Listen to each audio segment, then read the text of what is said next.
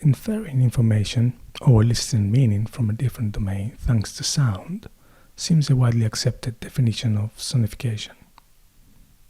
However, the more abstract or metaphoric the mapping function between the data and the sound is, the more removed they two become. Vickers and Hogg put forward a two-axis aesthetic perspective system to understand and design sonification, outlining the continuum between concrete and abstract. To explore this continuum, we consider the notion of surrogacy.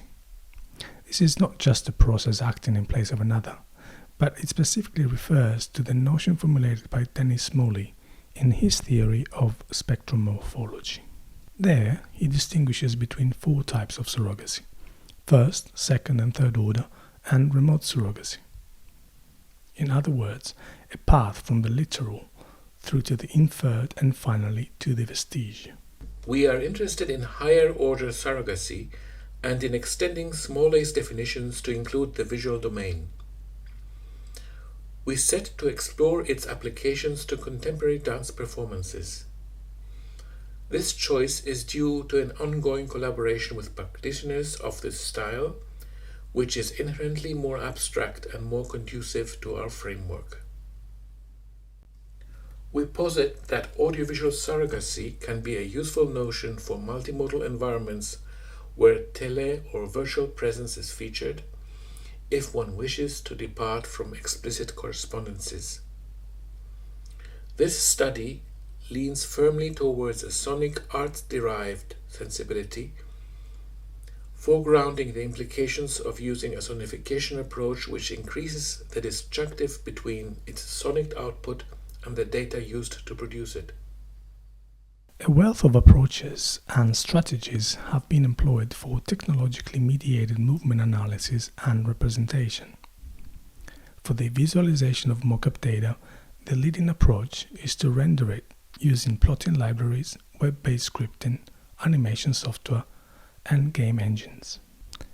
As for the sonification of dance, many systems have been developed to date. However, the vast majority of these are limited to approaches that map data to sound synthesis parameters. Instead, we would like to investigate more abstract methods in this context, such as wave-space sonification.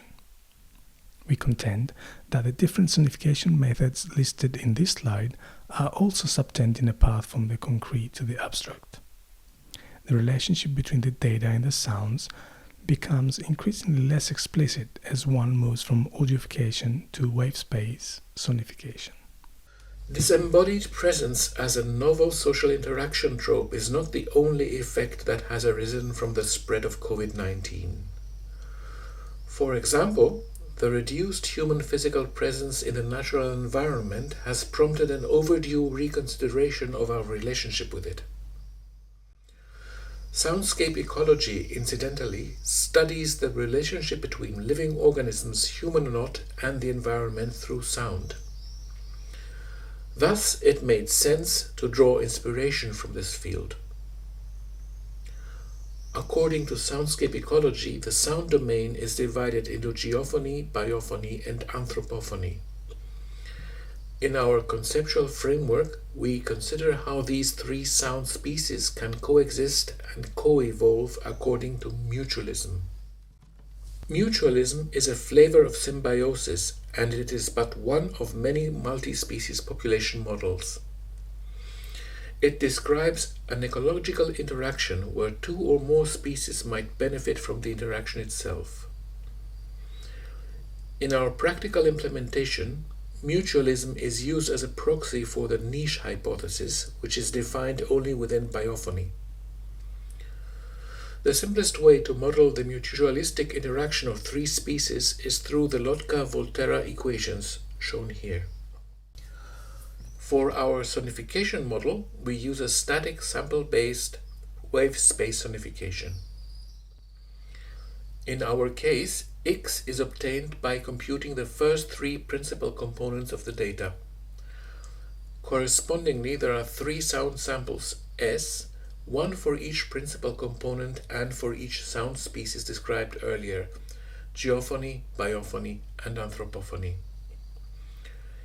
Each scaling factor, Ci, is derived from the sound species population, Ni, in the mutualistic model described, and thus is also a function of time.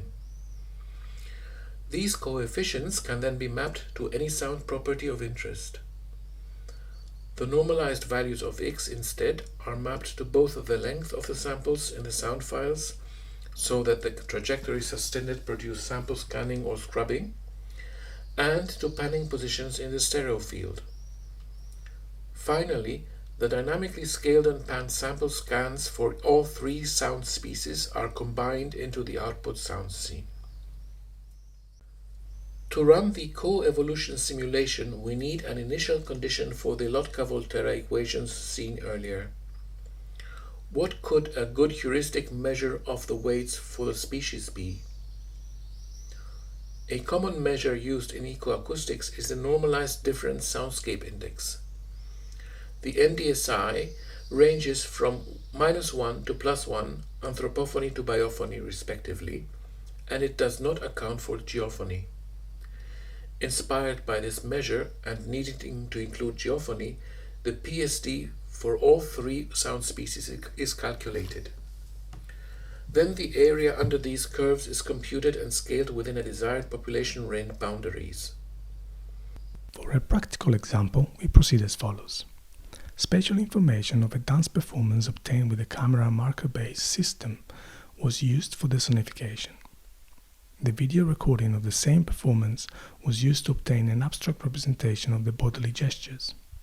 Subsequently, sound and visual output components were then recombined to render the final audiovisual object. For the dance data, we used the first version of Andrea Michailidou's mini dance with the Afraid tag from the contemporary dance subset in the University of Cyprus's Dance Motion Capture database. There are 132 dance performances in this subset, recorded using 8 double array cameras and with dancers wearing a Mockup suit of 38 markers. All performances are short, between 15 and 150 seconds, and comprise spatial information in 324 dimensions, sampled at 30 frames per second. We use the Audiovisual hierarchical data format, which provides detailed skeleton information. As for the sound data, we use stereo files obtained from Freesound, recorded with a 48 kHz sampling rate and with a bit depth varying from 16 to 32 bit. The performance mockup data was preliminarily processed by means of smoothing with a Butterworth low-pass filter of third order with a cutoff frequency of 0.1 Hz. Subsequently, the data was normalized to make it invariant to differences in the joints ranges, and the first three principal components were computed. With the three chosen audio recordings, we obtained the power spectral densities shown on the left plot, from which we derived the initial condition for the population model. The coevolution simulation for t time steps equal to the data points in the mockup file yielded the dynamics shown in the right plot. As for the visualization component, we applied video processing to the dance performance by means of edge detection, background subtraction, and optical flow estimation to increase the remoteness effect. Here is the resulting audiovisual object.